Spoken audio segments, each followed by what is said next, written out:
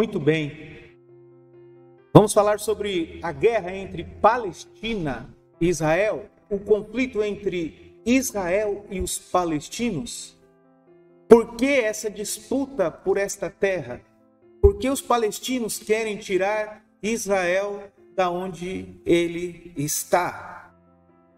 Abra comigo a sua Bíblia em Gênesis capítulo 17 e nós vamos rapidamente entender por que essa terra é por herança de Israel.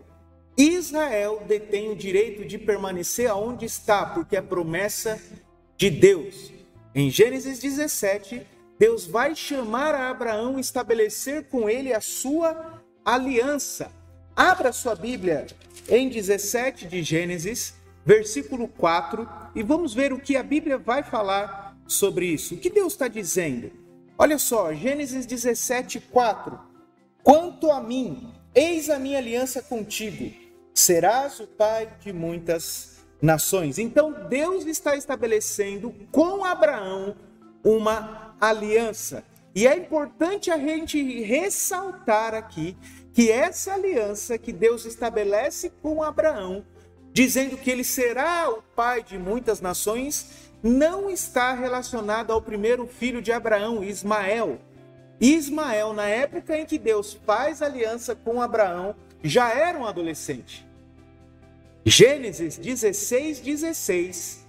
Abra sua Bíblia em Gênesis 16, 16. Olha o que Deus diz aí. Era Abraão da idade de 86 anos quando Agar deu à luz a Ismael.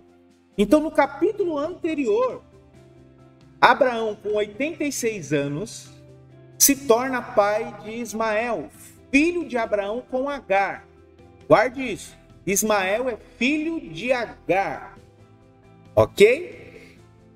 Quando Deus faz a promessa a Abraão, no capítulo 17, versículo 4, Agar já era um adolescente, ou melhor, Ismael já era um adolescente. Entende?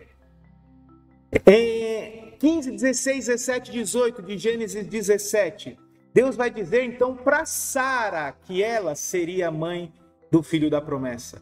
Só que Abraão já tinha uma idade avançada, então Abraão entende que por ter uma idade avançada, não somente ele, mas Sara também, então, por causa da sua incredulidade, ele acaba achando que Ismael seria então o filho da promessa. Ou seja, ele tenta colocar a responsabilidade, ou ele tenta fazer com que Ismael seja visto por Deus como o herdeiro desta promessa.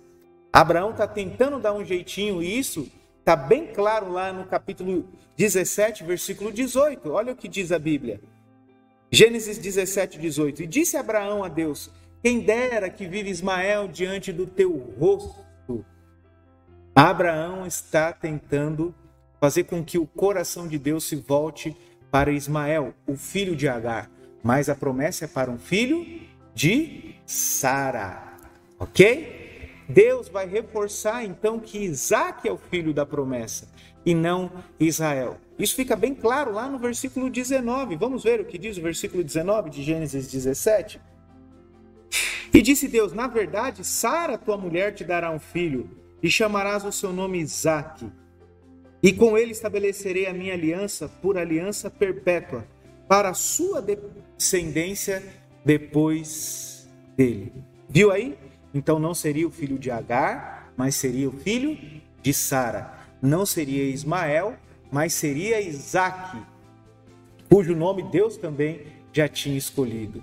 Consegue compreender? Ainda hoje, grande parte dos descendentes de Ismael são considerados como os árabes. E os filhos de Isaque são chamados de judeus. Quem faz hoje morada ali? Quem habita naquela terra que é terra de disputa? Os judeus, os filhos de Isaque. Depois da morte de Sara ainda, Abraão vai se casar com uma mulher chamada Quetura. Quetura vai dar filhos a Abraão. E posteriormente esses filhos são reconhecidos como povos árabes.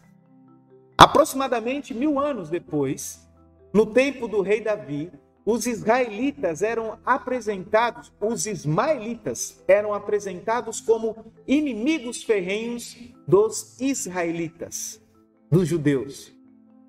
Está lá em Salmo 83, dá uma lida lá, Salmo 83. A aliança, portanto, meus irmãos, de Gênesis 17, versículo 8 especificamente, nós vamos ler, deixa claro que a terra é prometida aos descendentes de Isaque, ou seja, é prometida aos judeus. Gênesis 17, 18, a Bíblia vai dizer, e te darei a ti.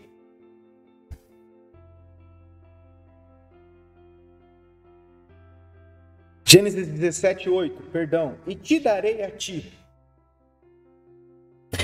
e a tua descendência depois de ti, a terra de tuas peregrinações, toda a terra de Canaã, em perpétua possessão, e ser-lhes-ei o seu Deus. Então, claramente, Gênesis 17, 8 nos ensina e esclarece de uma vez por todas que a terra que os judeus estão habitando são deles por herança.